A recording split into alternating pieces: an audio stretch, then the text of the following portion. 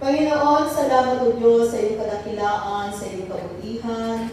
Salamat po sa buhay ng bawat isa. Salamat maging sa mga salita mo na patuloy o Diyos na amin nga pong pinag-aaralan. At alam po namin o God na ang mga salita mo ito ang siyang nagbibigay buhay, kalakasan, pag-asa sa bawat isa. Yes, Lord. Kaya patuloy Panginoon, buksan mo ang espiritual na pag-unawa ng iyong mga anak. Banal na Espiritu, salamat din po sa iyong presensya sa pangalan ni Jesus. Amen. Praise the Lord. Yeah. Kung may mga Bible po tayo, please open it in the book of 1 Timothy, chapter 6, verses 11 to 16. Okay, yan po yung text natin. Ang sabi dyan, "But you, man of God, flee from all this and pursue righteousness, godliness, faith, love, endurance, and gentleness." Ito daw po dapat yung gagawin natin. Pursue, ibig sabihin, hanapin natin, habulin natin. Yan ang sabi ko dyan. And then sabi nga sa verse 12, "Fight the good fight of the faith. Take hold of the eternal life to which you were called when you made your good confession in the presence of many witnesses. In the sight of God, who gives life to everything, and of Christ Jesus, who, while testifying before Pontius Pilate, made the good confession, I charge you to keep this command without spot or blame until the appearing of our Lord Jesus Christ." Talagang binibirinan po tayo. Sinasabihan po tayo dito. And then sabi niya sa verse 15, "Which God will bring about in His own time, God, the blessed and only ruler, the King of kings and Lord of lords, who alone is immortal and who lives in an approachable light, whom no one has seen or can see. To Him be honor and might forever and ever. Amen." Okay. Go first to 1 Timothy 1, 18 to 19. Sabi ko dito. Sa 1 Timothy 1, 18 to 19, "Timothy, my son, I give you this instruction in keeping with the promises once made about you, so that by following them, you may fight the good fight." Ito rin ang sabi kay Timothy. Verse 19, "Holding on to faith and a good conscience, some have rejected this and so have shipwrecked their faith." Okay. Ang pag-uusapan po natin this afternoon, it is about fight the good fight of faith. Every day, every time, nandun po sana na tayo nakikipaglaban. And this is only the only good fight. Ano po yung only good fight na tinatawag dito, sinasabi sa kanyang banal na salita? It is the fight, the good fight of faith. Kaya kung pakikipaglaban po tayo, no? Pakikipaglaban sa ating pananampalataya. Amen. Sabi mo dyan sa katabi mo, kung makipag-away ka, makipaglaban ka sa iyong pananampalataya. Yan. Kasi kung ipinaglalaban natin at nakikipaglaban tayo sa ating pananampalataya, no?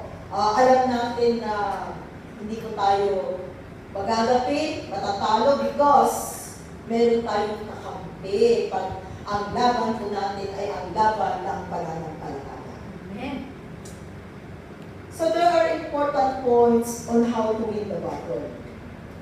Kasi if you are fighting the good fight of faith, pag nakikipaglaban, of course you are in the battle, isn't it? Amen. Okay. So tingnan po natin, there are important points on how to win the battle. Number 1 is that we are called to become soldier. Mga sundalo ni Kristo. Ikaw at ako ay tinatawag na sundalo ni Kristo. So being the soldier of God, talagang hindi po pwede sa atin yung mag-take arrest, kundi ang dapat talagang nasa labanan. Remember, since the time that we receive Jesus Christ as our Lord and personal Savior, you and me, we are already enlisted as one of the soldier of the living God. Amen. And our commander-in-chief is no other than the Lord Jesus Christ. And 2 Timothy chapter 2 verses 3 to 6. Okay, sabi niya ulit sa kanyang salita. 2 Timothy 2 verses 3 to 6. Endure hardship with us like a good soldier of Christ Jesus. Endurance. Hindi po magaling maging sundalo. No? Yun nga lamang bago ka maging sundalo, yung training, talagang napakahirap na. So sabi niya sa verse 4, no one serving as a soldier gets involved in civilian affairs. He wants to please his commanding officer. Kaya dapat concentrate ka lang talaga. Kasi hindi ka pwedeng maglaro kung ikaw ay nasa labanan. No? Kung maglalaro ka na nasa labanan, kaaway mo na pala yung kaharap mo, ayan, nakikipaghabulan ka pa rin, ay ano mangyayari sa'yo? Mamamatay ka ng di oras, magiging talunan ka. So sabi niya sa verse 5, similarly, if anyone competes as an athlete, he does not receive the victor's crown unless who competes according to the rules. The hard-working farmer should be the first to receive a share of the crops. Okay. So dito po sa ating binasa sabi niya, we are called to become soldier. So remember, don't forget that you and me, we are already soldier of the living God. So bilang sundalo ni Kristo, nandun po palagi mga kapatid na tayo ay palaging handa. Nandun po palagi na tayo ay nakikipaglaban. Hindi na po bagay sa atin ang magpahinga. Amen. No? Magpapahinga kasi pag once na nagpahinga ka, katulad ni King David, no? Imbes na pupunta sa labanan kasi siya yung leader ng kanyang mga sundalo. Pero ano ang nangyari? Sabi niya, magpapahinga nga muna ako. Sa pagpapahinga po natin minsan, maraming mga tukso. No, ayan. Ang akala niya talagang makakapagpahinga, pero yun pala yung umpisa. Kasi may nakita ang dalawang mata. Be careful to little eyes. No, kaya mag-ingat po tayo, mahirap po magpahinga. Okay. So number 2 po, nagagawin po natin, points on how to win the battle is that we need preparation. Amen. Preparation is very, very important.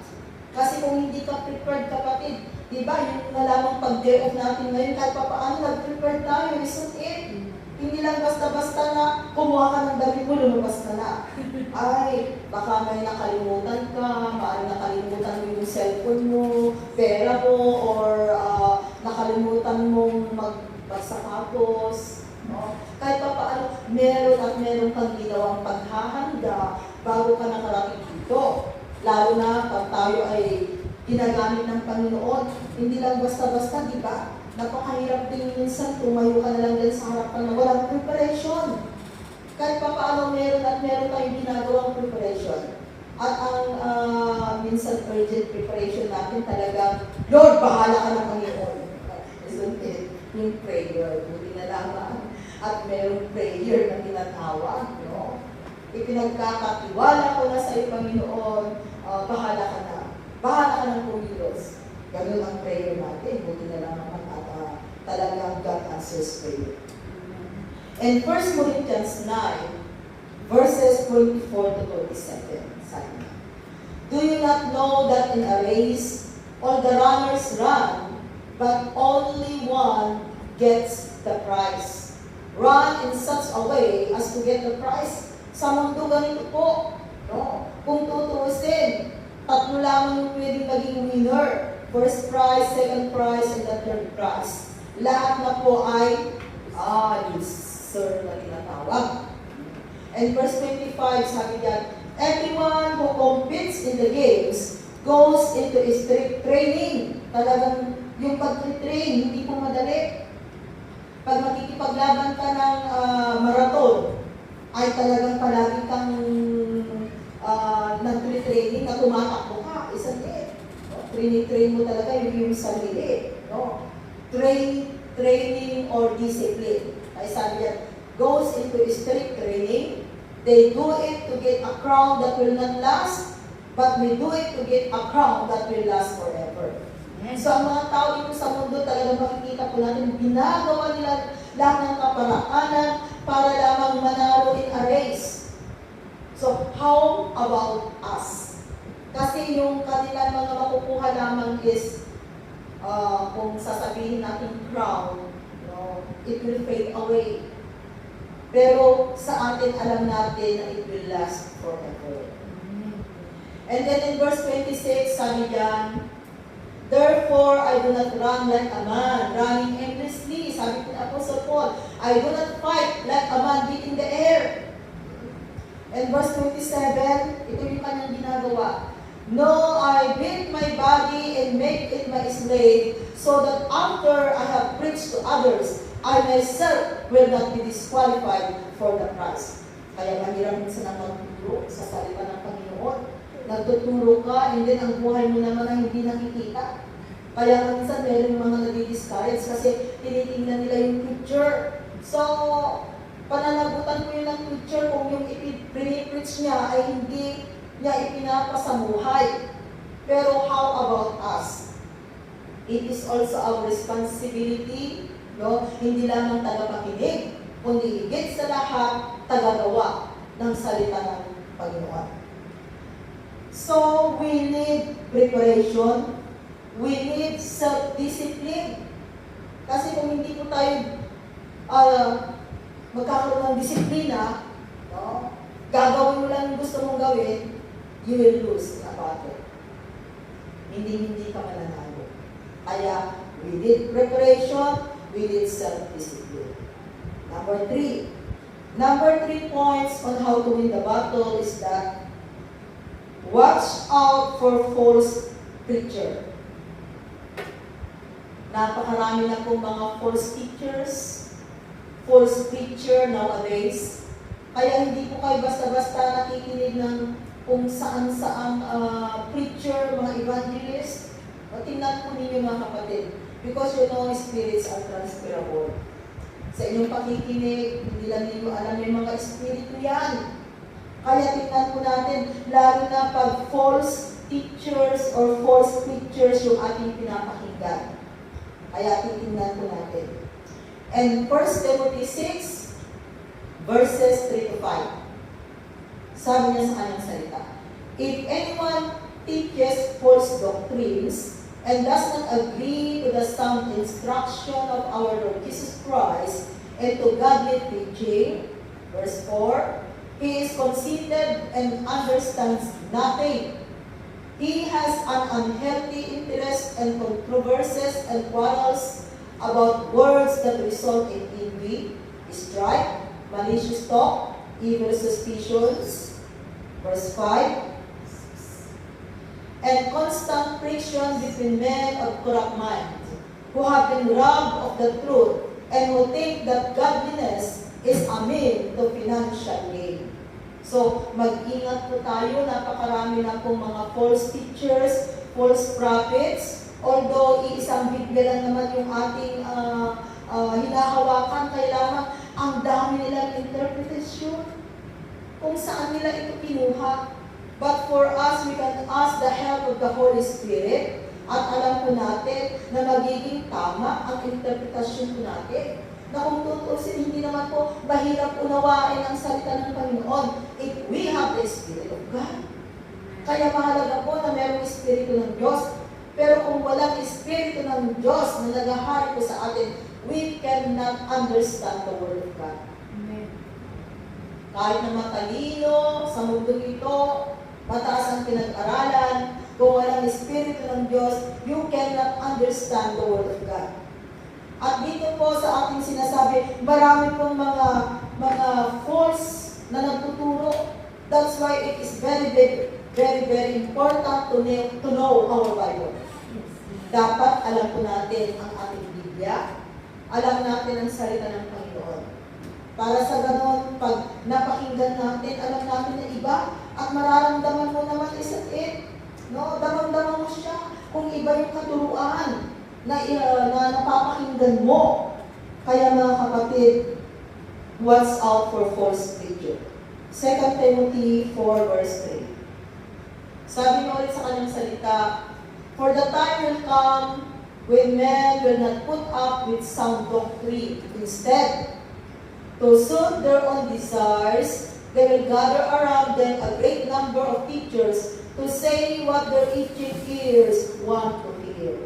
Praise the Lord, dahil naniniwala po ako na ang mga kapatiran na dinala po ni Lord in this family of free believers, ang mga nakikinig through online, sa ating pong Facebook account, sa ating YouTube, I believe po, mga kapatid, na hindi po kayo namimili ng inyong napapakinggan.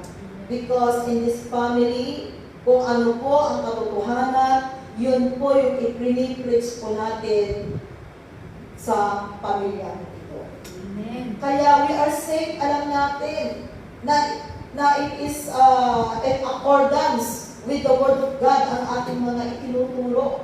Kaya nga, ang sabi natin, pag tayo nakinig, nag-aral talagang ipinapakita natin ang salita ng Panginoon. No? Meron tayong hawak-hawak na Biblia para nagpapatunay na totoo nga ang mga katuruan na ating nga pong inihahayag. Kaya kung makikinig po kayo mga kapatid, huwag na po kayong pumunta kung saan-saan. Napakarami po natin mga preaching sa ating pamilya. Diba? Hindi lamang dito sa Hong Kong, pumunta ka ng Canada, ng Free Believers UK, Free Believers Philippines, ang dami, different places. Napakarami po natin mga preachers. Marami tayong mga pastors, workers, mga leaders, mga kapatiran that they are able to preach the Word of God. At nakikita natin kahit na marami sa kanila ang hindi nag-aral. Hindi sila theologian, hindi tayo theologian. But because of the power of the Holy Spirit, we can preach the Word of God in accordance to the truthfulness of the Word of God. So yun po yung pwede natin ipagmalaki sa pamilya ito. Because we are teaching the truthfulness of the Word of God. Kaya makikita po natin na pinagpapala ng Panginoon. Kasi kung tutuusin, no, yung ginagawa nila sa ating pamilyang ito, na kung saan we can go to different places. Wala naman po tayong kayamanan na pwedeng gamitin. But because ang mga inilagay ni Lord, yun, nandun na nagtutulungan, even in finances, makikita po natin ang paglago.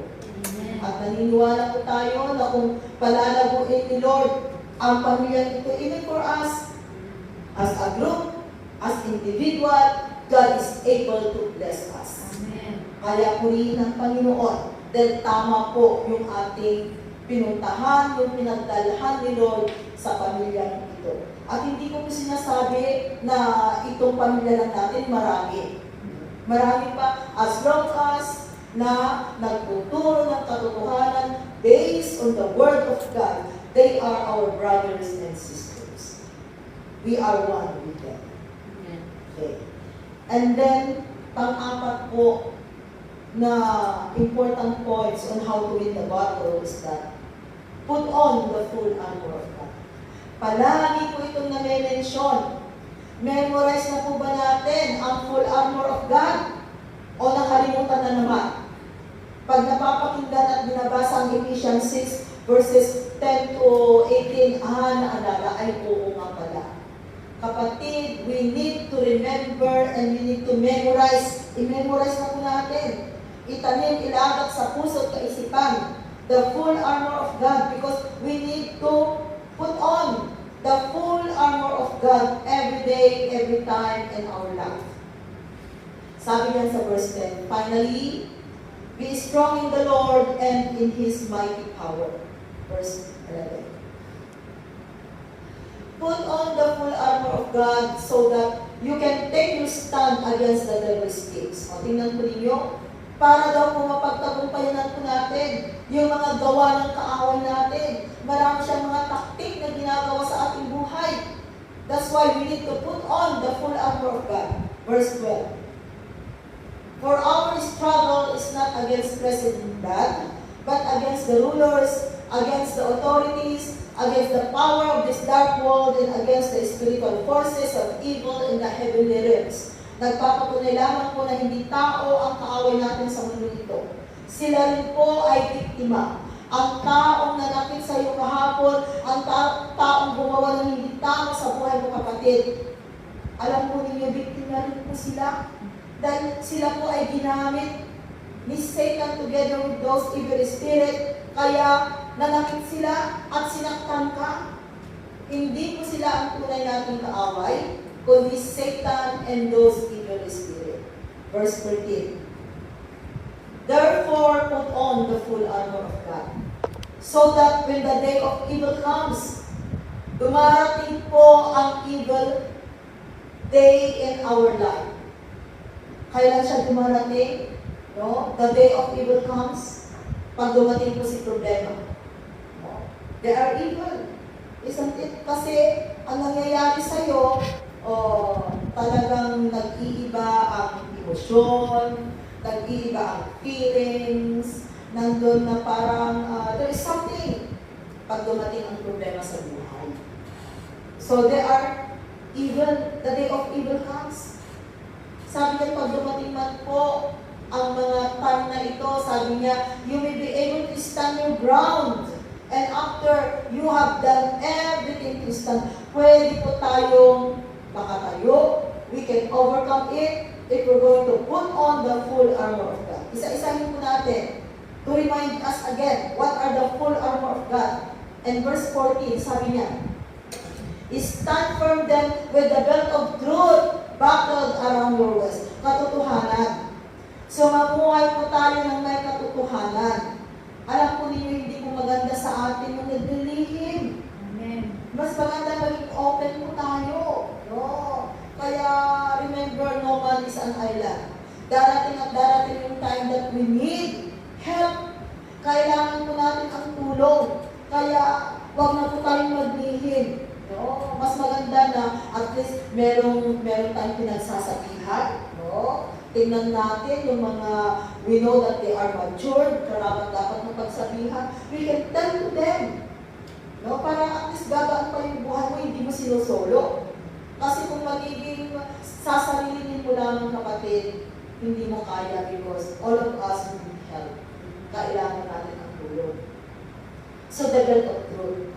Maging totoo po tayo, maging makatotohanan po tayo. Okay? And then, the breastplate of righteousness and praise. Saan inilalagay ang breastplate? Sa harapan. So, the breastplate of righteousness, it is speak about heart. So, kumusta na ang puso po natin? Isang pusong dalisay, isang pusong kalugod-lugod, isang pusong malinis. Yan po ang nais po ni Lord sa bawat isa sa atin. Okay? So sabi natin kanina, mamuhay ng may katotohanan, huwag nang magsisinungaling. Yan, ayusin ang puso natin. The next thing na isusuot, it is in verse 15. And with your feet fitted with the readiness that comes from the gospel of peace. Kapayapaan. Merong kapayapaan kahit na may testing, may problema, still pa rin na payapa ang kaisipan. So isuot po natin the gospel of peace. Maging kapayapa. Verse 16. And aside from that, sabi niya, in addition to all this, take up the shield of faith. Ang pananggalang po natin ay ang pananampalataya. So even our faith, remember, we need to live by faith and not by sight anymore. Kaya nga po yung faith natin dapat lumalago. Amen. No? Tumataas yung ating pananalig, pananampalataya sa Panginoon. Kasi ito po yung ating pananggalang. Verse 17. Sabi niya sa verse 17, take the helmet of salvation. Helmet of salvation. Saan inilalagay ang helmet? Sa ulo, mind. So, wag na po tayong mag-doubt, mga kapatid. Ayus-ayusin po natin yung klase ng kaisipan meron tayo. Sabi sa kanyang salita, we need to have a renewed mind. Unless na meron kang renewed mind, you may be able to know what is God's will and perfect will in your life. Amen. So, ayusin po natin yung klase ng kaisipan meron tayo para mabago din po yung ating mga ginagawa. So, do not doubt. No? And the sword of the Spirit, which is the Word of God. The Word of God, kaya kailangan natin every time. Hindi lamang every day o nakikinig ng salita ng Panginoon, even sa bahay. Pag may time, sige magbasa ng kanyang salita every day. Dahil ang salita ng Diyos, ito ang pagkain ng ating kaluluwa at espiritu. So, kailangan po natin ang kanyang salita. And verse 18, sabi niya, and pray in the Spirit. Prayer. So, lahat po ito ay kompleto pong isinusuot natin. Every day, every time. Oh, ano yung mga susuot natin? Mamuhay tayo ng may katotohanan. Okay? Ang puso, ayusin palaging maayos ang puso natin. Hayaan natin ang kapayapaan kahit na may problema, may testing. Let the peace of God reign in our life. Amen. Yung ating pong pananampalataya, yan ang ating pananggalang. So yung faith po natin dapat lumalago. And then, yung ating mind, huwag tayong mag-doubt. No? And of course, we need the Word of God. Laging mag-aral, meditate the Word of God, at ipasamuhay ang kanyang salita. And prayer. So kung suot-suot po natin palagi ito, kapatid, I'm sure that you will become an overcomer. Mapapagtagumpayan mo anuman ang dumarating na bagyo sa buhay. Kaya mahalaga na suot-suot natin. Huwag natin iiwanan ni isa. Dapat paggising mo sa umaga, alam mo na dapat suot-suot mo ito para maging tagumpay po ang araw natin. At sa pagdating pa ng mga darating pang araw, we know and we know that we can overcome anuman ang nangyayari sa buhay. Na kung tutusin, ibinigay ng Lord sa atin, ang gagawin na lamang natin, i-apply ito sa buhay natin. Okay. So, panglima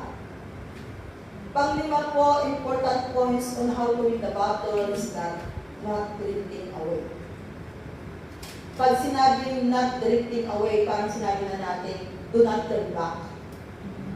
O di kaya sabihin natin, huwag ka nang bumalik doon sa dati. Amen. Kundi tuloy-tuloy ang pagbabago. Not drifting away. Hebrews 2 verse 1. Sabi po dyan sa Hebrews 2 verse 1, we must pay more careful attention, therefore, to what we have heard, so that we do not drift away. Kaya pag-ingatan po natin ang mga napapakinggan salita ng Diyos. Ang dami na natin napakinggan, isn't it? Mula nung tayo po ay naging believer until now. Kung tutusin, isang Biblia lang naman, nauulit ng nauulit. Kaso ang nangyayari, ang tao napakadaling lumimot. Lalo na pag okay-okay ang sitwasyon natin, ay, ang daling lumimot. No. Pero kung may testing, may trial sa buhay, talaga makikita mo parang ang lapit-lapit mo sa Panginoon. Palagi kang nananalangin, paiyak-iyak pa kay Lord. Pero pag okay na naman ang mundo mo, no, nakakalimutan. Kaya tuloy si God, marunong siya, magaling. His thoughts are higher than our thoughts. And His ways are higher than our ways. So pwede sabihin nila, itong anak ko ito. Kung may problema pala, naku, talagang kapit siya ng kapit sa akin. Pero pag okay na pala yung nangyayari sa buhay na, parang ang layo-layo niya. Hindi man lang magpuri, hindi man lang manalangin. Anong gagawin ni Lord? Ibibigyan ko palagi ng problema. Pag natapos yung problema, meron na naman. Kasi nga, andun kasi nagbabago kasi yung attitude natin. Pag okay na ang mundo. So, every time po, number one priority pa rin po natin ang maglingkod sa Kanya. Amen. So, sa mga salita na ating napapakinggan, pay attention, sabi niya. You must pay more attention, more careful attention sa mga salitang naririnig. Kaya, salamat sa Panginoon dahil tunay po talagang tinuturuan niya tayo. Dahil hindi po nais ni Lord na tayo po ay hindi niya makapili pagdating ng takdang panahon. Remember, you and me, we need to reach out our final destination. Amen. At alam natin ang destination po natin ay ang makapiling ang Diyos na buhay na lumalang ng langit at lupa. Okay, number 6. Number 6 important points on how to win the battle is that Philippians 3 verses 12 to 14. To know Christ. Yan yung pang-amin natin. To know Christ. The more na makilala natin kung sino nga ba si Kristo na tinanggap natin sa ating buhay. Amen. And Philippians 3 verses 12 to 14, sabi ko sa kanyang salita, not that I have already obtained all this, or have already been made perfect, but I press on to take hold of that for which Christ Jesus took hold of me. Verse 13. Brothers, I do not consider myself yet to have taken hold of it, but one thing I do, but one thing I do, forgetting what is behind, kalimutan ang nangyari kahapon, and straining toward what is ahead, at pagtuunan ng pansin ang mangyayari ngayon at ang mangyayari bukas. Verse 14. I press on toward the goal to win the prize for which God has called me heavenward in Christ Jesus. So ito po sana yung ating pagtuunan ng pansin, katulad po ni Apostle Paul, na ang sabi niya, it's my desire to know more Christ. The more na makilala ko kung sino nga ba si Jesus, sino nga ba si Kristo sa buhay ko. So nandun po yung desire po ni Apostle Paul, na yun yung kanyang priority sa kanyang buhay, to know more Christ. And even for us, every day, every time po, the more na nakikilala natin kung sino ang Diyos na tinanggap natin sa ating buhay. So sabi po ni Apostle Paul, ang ginagawa niya is that, hayaan niya ang nakaraan kasi ang nakaraan wala nang magagawa. Pero tayo mga Pilipino, ang hilig natin, ang nakaraan. Isang hahanapin mo talaga ang nakaraan eh. Lalo na kung may mga teleserye ka dyan na inaabangan. No? Ayan, ang nakaraan. So, kung tutuusin po nakaraan ay nakaraan, wala na tayong magagawa. Pero meron tayong magagawa ngayon.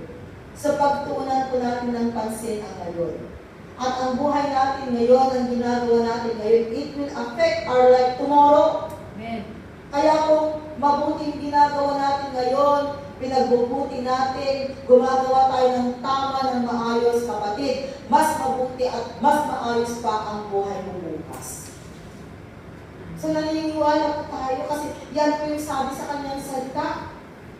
So katulad po ni Apostle Paul, sabi niya, I press on toward the goal to win the prize for which God has called me heavenward in Christ Jesus.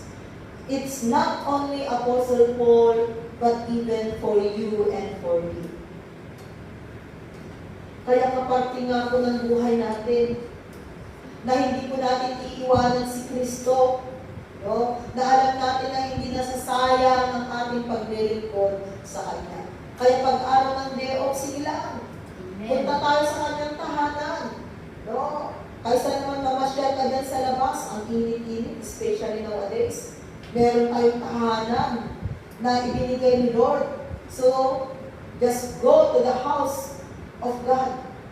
At makikita mo na mas maganda pa ang magiging sitwasyon.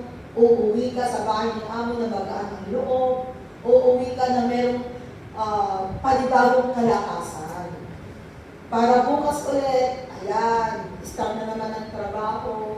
And then pag malapit na ang day off, parang ang pakiramdam mo, pagod ka na, but praise the Lord. Pagdating sa tahanan ni Lord, nag-unload po tayo, talagang iniwanan natin mga pagkatan, yung mga nasa puso natin talagang ibinigay natin sa Panginoon. So pag-uwi natin sa bahay ng amo, ang gaan-gaan na naman ang pakiramdam. May bagong kalakasan na naman na magtatrabaho. So ganun ang ganun. Kaya tuloy, nakailang dekada ka na dito sa Hong Kong. Because of the goodness, because of the faithfulness of God. Amen. So, doon po nakita po natin, talagang makikita natin na we are so much blessed. No? Kaya tuloy, inaabot tayo ng malapit na mag-senior citizen sa Hong Kong. Ganun po Praise the Lord. Pero alam ko ninyo, pag open pa rin po yung employment ninyo, you rather stay here in Hong Kong. Kasi nowadays, the important things ay maglilingkod sa akin. Yun yung pinakamahalaga po natin pwedeng gawin, especially for us single. Amen. Single yung priority natin. Yes. No. Priority natin maglingkod kay Lord. Kung pauwiin kayo ni Lord, bagay na bagay kayo mag-full time. Sabi ko nga kay Lord, ang daming workers dito sa Hong Kong. Pero hintayin ninyo, pauwiin kayo ni Lord. No.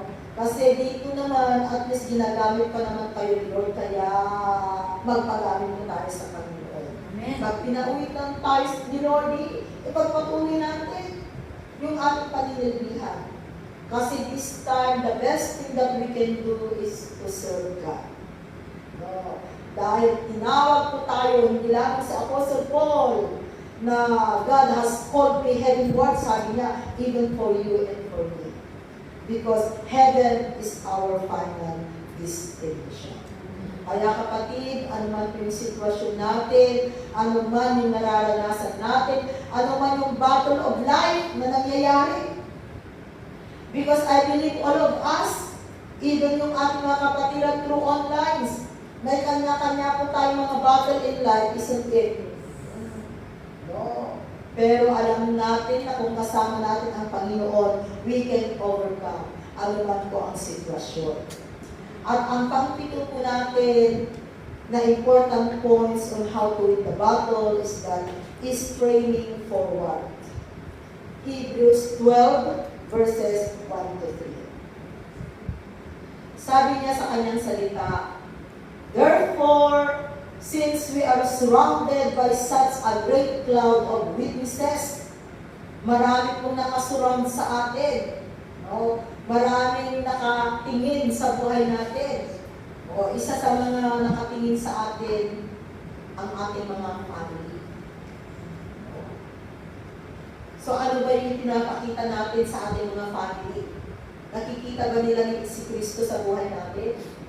Pag nakita po nila si Kristo sa buhay natin, maaakay natin sila. Dahil makikita nila na maganda palang maglingkod kay Kristo. So sabi yan, therefore, since we are surrounded by such a great cloud of witnesses, let us throw off everything. Kaya sabi yan, throw off everything that hinders. Kapatid, ano ba yung nakakapag-hinder pa rin sa buhay mo para maibigay mo sa Kanya yung total surrender, total commitment, total submission sa Panginoon. Remember, hindi po bagay sa atin na magkaroon tayo ng Isaac. You remember Abraham? No? Mahal na mahal niya yung kanyang anak. Kaya na-testing siya. Sabi ni Lord sa kanya, i-offer mo si Isaac. Kasi ganoon din po tayo kung meron pong priority sa buhay natin na hindi ang Panginoon. They are considered Isaac sa buhay natin. At ang mga bagay-bagay na ayaw natin isali si Lord, yun yung gustong-gusto niyang pakialaman. No? Yun yung gusto niya na, ay, ibigay mo na sa akin yan. Bakit hindi mo ako isinasali? No? Kaya alam ko ninyo, sabi ko nga matalino ang Diyos na pinaglilingkuran natin. So sabi diyan, let us throw off everything that hinders. Pag alam natin na hindrance ang isang bagay, throw off. Kung siya pa namin nagbibigay sa inyo ng problema, throw off. Pero kung asawa mo yan, Throw off. is ka, hindi mo pwedeng i-throw off. Throw off. No? Hintayin mo na siya ang umalis. Kung nilayasan ka, praise the Lord. Pag iniwanan ka, praise the Lord. Yan. Hayaan mong iwanan ka. No? At iaalaw naman ni Lord, kaya ka nga iniwanan upang sa ganun ay gagaan ang buhay mo. Kaya kung iniwanan ka na, huwag mo nang hintayin na, huwag mo nang pabalikin. Isang kondisyon lamang po na pwede siyang bumalik sa buhay mo. No? Pag siya na ay papaliho mo ng mananampalataya. Pag mananampalataya, may pag-asa. Pero kung hindi pa siya mananampalataya at bumabalik, siya ang unang nang iwan, huwag mo nang pansinin. Ipasa kamay mo na lang. No? That is, tinanggalan ka na nga ni Lord ng sakit ng ulo. O, di ba? Yan, pababalikin mo pa. So, mag-isip-isip po tayo. Amen. Alam ni Lord ang ginagawa ko niya sa buhay natin. So, what we need to do is total surrender of our life to Him. At aayusin po niya ang mga dapat ayusin sa buhay natin. So, let us throw off everything that hinders and the sin that easily entangles. Ano po ba yung mga kasalanan? What are the sin that so easily entangles? Okay? Actually po, ang mga kasalanan na yan that so easily entangles, ito po ay nag-uumpisa doon sa area ng buhay natin na mahina tayo. That's why we need to know which area of your life na ikaw ay mahina. Because in the area of our life na mahina tayo, doon usually tayo nagkakasala kasi mahina tayo doon. Kaya nga po in that area dapat alam natin at palagi natin sinasabi kay Lord na, Lord, give me strength in this area of my life. At palalakasin kami, Lord. Kaya mahalaga po yan mga kapatid. At sabi that, let us run with perseverance. The race marked out for us. Bawat isa po sa atin ay may takbuhin. Maaari ng katabi mo ay nasa, sabi na natin, 2,000 square meter na lang ang kanyang tatakbuhin. Yung kilometer. Yung isa naman 5,000 kilometers pa. Meron naman 10,000 kilometers pa. Hindi man pare-pareho mga kapatid.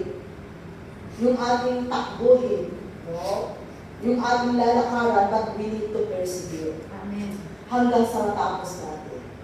Because we believe at the end, there is a reward awaiting for you and for me. Kaya sabi yan, perseverance. We need to persevere. We need endurance.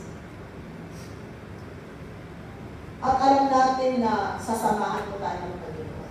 Verse 2. Let us fix our eyes on Jesus. Yan. Kaya i-focus po natin sa ating Panginoon. Sa Kanya lamang po nakafocus. Because He is the author and perfecter of our faith. He knows what will happen to us tomorrow. Siya po ang nakakaalam at may hawak ng buhay natin. Kaya ipagkatiwala po natin sa Kanya. Who for the joy set before Him endured the cross, is scorning its shame and sat down at the right hand of the throne of God.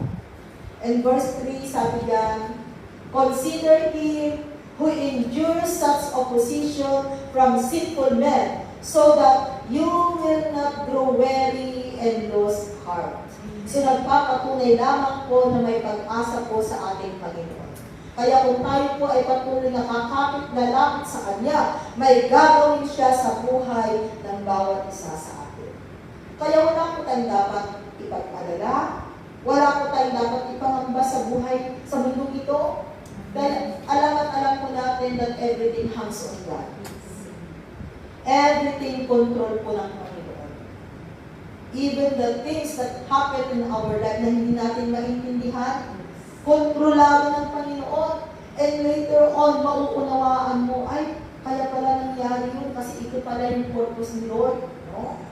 So we all experience it. Dumarating tayo sa puntos na may mga nangyayari sa buhay, hindi natin maunawaan. Minsan nag-i-struggle tayo, minsan nandun na nanghihina tayo in that situation. Yun pala, nakakabuti sa atin at the end of the day. And then makikita na lang natin, Lord, salamat. Kung hindi yung nangyari, Lord, baka lalong naging napahamak ako, o di kaya lalong naging nasira ang buhay ko. So, ipagkatiwala ko natin sa Kanya because God knows the best for us. Alam ni Lord ang nakakabuti para sa iyo at para sa akin. So, what are the important points on how to win the battle? Sabi natin kanina, we are called to become soldier. So, bilang sundalo ni Kristo, we know na nandun po na tayo po ay palaging handa sa labanan. Number 2, we need preparation. Kaya nasabi ko kanina, maging handa. No? Every day, every time, maging handa po tayo. Magkaroon po tayo ng self-discipline. Number 3, sabi natin, watch out for false teachers. So, tingnan po natin. Huwag tayong basta-basta makikinig dahil marami pong mga nagtuturo ng hindi tama. Another is that, put on the full armor of God. Huwag po natin kalilimutan na isuot ang full armor of God. Ano yung isusuot natin? Ay katotohanan, malinis na puso, kapayapaan, yung ating pananampalataya, o ano pa yung isusuot natin? Dunag daw, isama natin ang salita ng Panginoon at manalangin palagi. Yan. Lagi po natin isuot-suot yan. And then, number 5, sabi natin kanina, not drifting away. Oh, wala po sanang manghihila sa atin. Wala po sanang magbabackslide sa atin. Just keep on. And of course, another is that to know Christ the more, na kilalanin natin kung sino ang Diyos na ating pinaglilingkuran. And of course, is training forward. Just move on, go forward. In our conclusion, the last verse, Romans 8, verse 28. Sabi po sa kanyang salita, in Romans 8, verse 28, and we know that in all things, God works for the good of those who love Him, who have been called according to His purpose. Kaya mga kapatid, naniniwala po tayo na ang Diyos ay patuloy na kumikilos sa buhay po natin, maging sa ating kalagitnaan, especially for those na sabi diyan na nagmamahal sa Kanya. Kaya kung minamahal po natin ang Panginoon, kapatid, una na po siyang nagmahal sa atin kaysa tayo. Kaya alam at alam natin na hindi tayo mapapahamak, na hahawakan ni Lord ang buhay po ng bawat isa sa atin. And especially, God called us, may reason, may purpose, kung bakit ikaw at ako ay naninilbihan sa Panginoon. So huwag po natin sayangin ang purpose, ang plano ng Panginoon sa buhay po natin. So habang tayo po ay nabubuhay sa mundo nito, we need to fight the good fight of faith. At alam natin, kasama natin si Jesus sa ating buhay. Amen? Panginoon, salamat po Lord God sa iyong banal na salita, na minsan pa inaalalahanan mo po kami, O God, that we need to fight the good fight of faith. Kaya hawakan mo, Diyos, ang aming nga pong pananampalataya. Patuloy na tulungan mo kami, turuan na kami po ay lumakad ng naaayon sa iyong kagustuhan. Panginoon, salamat po God sa mga banal mong salita na patuloy, Panginoon, na aming nga pong pinag-aaralan at napapakinggan. Na ang salita nito, O Diyos, ay makita po sa aming buhay. Na ito po ay mamunga sa buhay ng bawat isa. Panginoon, salamat o God, dahil alam po namin o Diyos na hindi mo po kami pababayaan, lalong-lalo na po kung kami po ay totally lubusan na naniniwala at nagtitiwala sa iyo. Salamat o Lord God, at ibinabalik ko po sa mataas na papuri sa pangalan ni Jesus. Amen.